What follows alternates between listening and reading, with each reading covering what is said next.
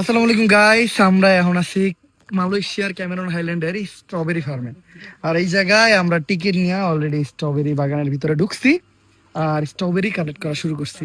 Strawberry আমাদের বাংলাদেশের অনেকেরই ফেভারিট ফ্রুট, কিন্তু বাংলাদেশে ফ্রেশ স্ট্রবেরি পাওয়া যায় না। বাংলাদেশে যে স্ট্রবেরি গুলো পাওয়া যায় ওগুলো আসলে ওই রকম স্ট্রবেরি না। তো এই জায়গার একদম তাজা, একদম অথেন্টিক অর্গানিক স্ট্রবেরি নেওয়ার লেগে আমরা এই জায়গায় আইছি। আর স্ট্রবেরি আমাদের বাংলাদেশের মেয়েদের অনেক ফেভারিট ফ্রুট আর কি। তো চলেন, এই জায়গায় নিয়ম হইলো আমরা 60 রিঙ্গিত টিকিট দিয়ে আসছি। 60 রিঙ্গিত দিয়ে আমরা 1 কেজির মতো স্ট্রবেরি নিতে পারবো, 1 কেজি বা 1 কেজির একটু উপরে। আর স্ট্রবেরি গুলো আমরা নিজেরা গাইটে গাইটে নিবো। এই যে আমাদের একটা থলে ধরাই দিচ্ছে একটা কেচি।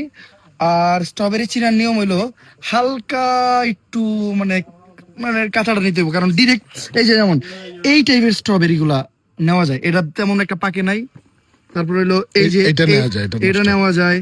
তারপর হলো এটা একটু বেশি পাকছে, কিন্তু এগুলো হলো নগদ খাওয়ার লেগা লাইক বেস্ট। যদিও সামনে সামনে খাওয়ার নিয়ম নাই। বিসমিল্লাহ। হুম, তো এগুলো মজা। আর এই জায়গার স্ট্রবেরির স্বাদগুলো কিন্তু ডিফারেন্ট। বাংলাদেশের স্ট্রবেরি খেয়েছি, এত মজা লাগে না। তো চলেন এখন আপনাদেরকে লাইট কাইটা দেখে।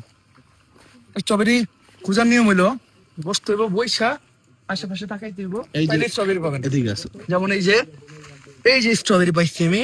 এই যে যে যে চার পাঁচটা আছে অস্থির। এই যে জাস্ট এই যে আপনি ধরবেন পক, এই যে ও ভাই, এটা কি? হুম এটা খাওয়ার লেগে ভাই সেই। এই যে দেন,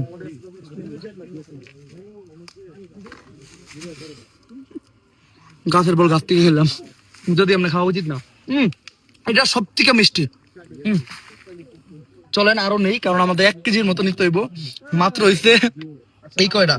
1 কেজি নিতে গেলে আমাদের আরো মিনিমাম অনেক লাগবো। তো ভিডিও না বানায় কাটা শুরু করি।